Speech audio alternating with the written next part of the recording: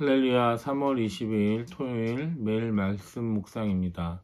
오늘도 한 번도 경험하지 못한 새로운 세상이 우리에게 펼쳐질 것입니다.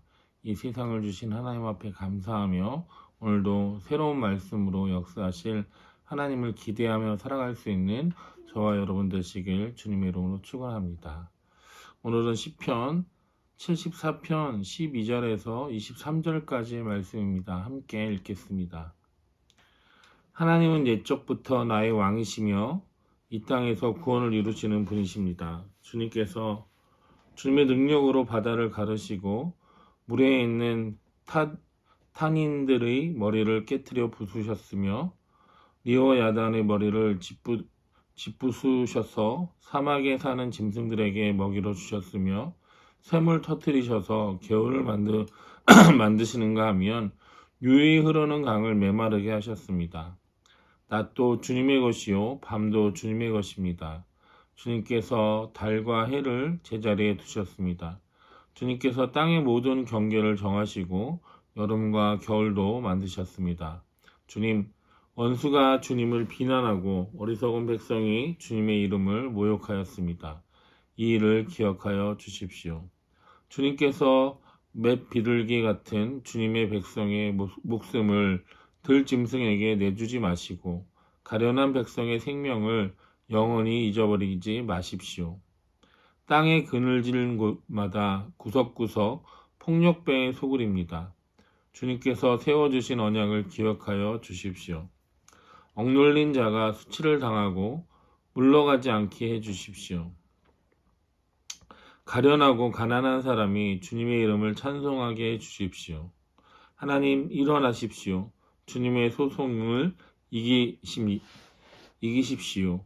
날마다 주님을 모욕하는 어리석은 자들을 버려두지 마십시오. 주님께 한거에서 일어나는 자들의 소란한 소리가 끊임없이 높아만 가니 주님의 대적자들의 저 소리를 부디 잊지 마십시오. 아멘.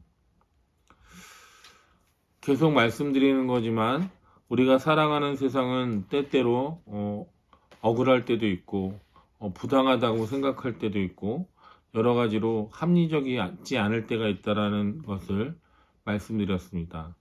세상은 점점 혼란스러워지고 정의보다는 불의가, 진실보다는 거짓이 힘을 얻는 것처럼 보일 때가 많이 있습니다. 믿음을 지키며 살아간다는 것이 참으로 힘든 세상인 것은 사실입니다. 그럴 때 우리는 이렇게 하나님 앞에 묻습니다. 하나님 어디 계십니까? 왜 악한 사람들은 잘 살고 선한 사람들은 고난을 당하는 것입니까? 왜 우리의 기도는 응답되지 않는 것입니까? 라고 하나님 앞에 푸념 아닌 푸념을 할 때가 있다는 것입니다. 오늘 시편 74편의 말씀은 바로 이런 고민을 담고 있습니다. 이 시를 쓴 시편 기자는 똑같은 질문을 하나님 앞에 던집니다. 그러나 그는 원망으로 끝나지 않고 그는 절망 속에서도 하나님께 부르짖고 하나님을 향한 믿음의 고백을 하는 것을 볼 수 있습니다. 오늘 이 말씀을 통해 우리도 절망의 순간에도 하나님을 어떻게 바라봐야 하는지 함께 살펴보도록 하겠습니다. 오늘 12절 말씀에 보면 하나님은 옛적부터 나의 왕이시며 이 땅에서 구원을 이루시는 분이십니다. 라고 고백합니다. 시편 기자는 오늘 하나님은 여전히 우리의 왕이십니다. 라고 고백하고 있습니다.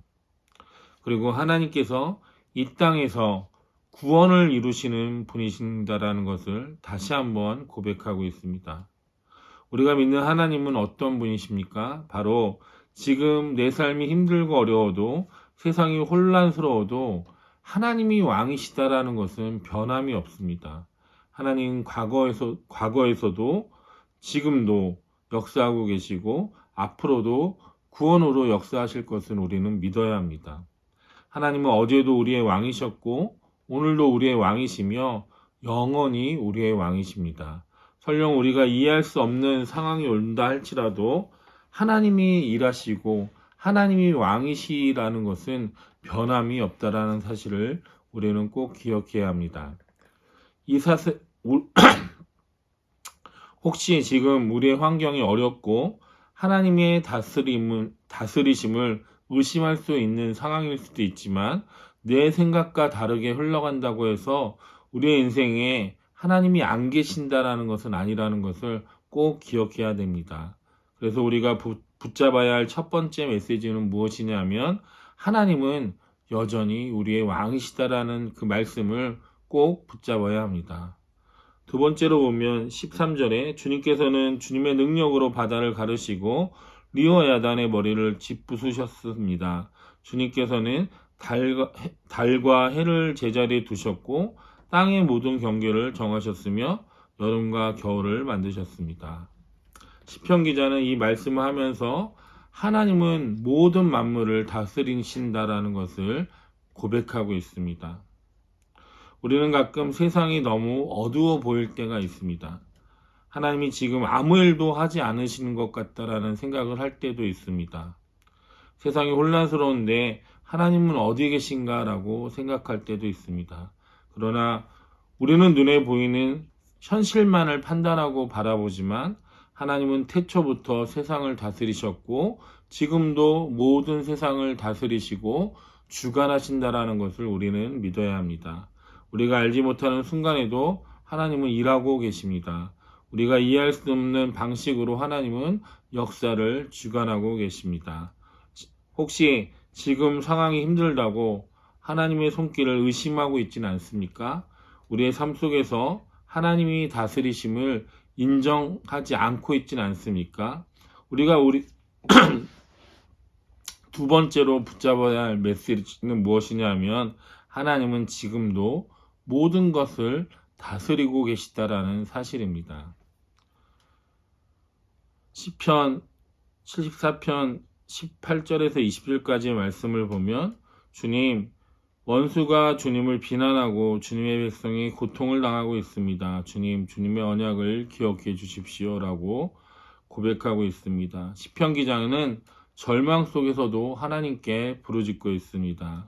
그는 하나님께 주님의 언약을 기억해 달라고 기도하고 있습니다. 우리는 어떻게 기도해야 합니까? 우리도 하나님 우리를 기억해 주시고 하나님의 말씀을 기억해 달라고 우리를 지켜달라고 하나님의 약속의 말씀을 붙들겠다라고 기도해야 될 줄로 믿습니다.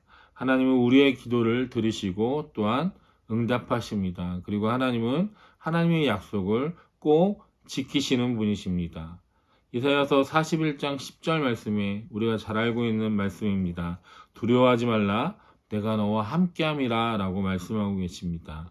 하나님은 우리의 고통을 알고 계시고 하나님이 우리의 기도를 듣고 계십니다. 하나님은 늘 신실하신 분이십니다.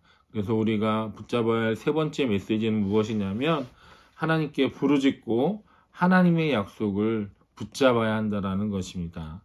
마지막으로 네 번째 메시지는 시편 74편 22절과 23절에 나와 있습니다. 하나님 일어나십시오. 주님의 소송을 이기십시오라고 말씀하고 있습니다. 시편 기자는 하나님께 간절히 외치고 있습니다. 하나님 일어나여 주십시오.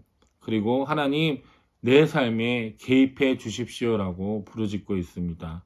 지금 여러분의 삶이 저와 여러분의 삶이 하나님의 개입이 필요한 영역들이 있습니까? 그럼 우리는 기도해야 합니다. 또한 하나님의 도우심을 간구해야 합니다.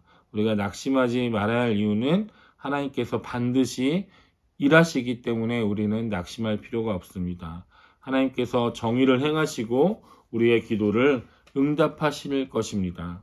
출애굽기 14장 14절 말씀에 여호와께서 너희를 위하여 싸우시니 너희는 가만히 있을지어다 라고 말씀하고 계십니다. 하나님은 지금도 우리의 왕이십니다. 하나님은 지금도 우리를 다스리고 계십니다. 하나님은 늘 우리의 기도를 듣고 계십니다. 하나님은 반드시 일어나셔서 우리의 삶 속에서 역사하실 것입니다. 오늘도 하나님을 의지하고 하나님의 왕도심을 인정하고 하나님의 주권을 신뢰하고 하나님의 도우심을 구하며 기도할 수 있는 저와 여러분 되시길 주님의 이름으로 축원합니다. 기도하겠습니다. 사랑의 하나님 아버지 감사합니다. 하나님 오늘도 우리 가운데 함께하여 주시고 우리 가운데 일하여 주셔서 하나님의 왕되심과 하나님의 도우심과 하나님의 역사하심을 바라보며 살아갈 수 있는 이날의 모든 성도들 될 수 있도록 인도하여 주시옵소서. 모든 것 감사드리며 예수님의 이름으로 기도드립니다. 아멘.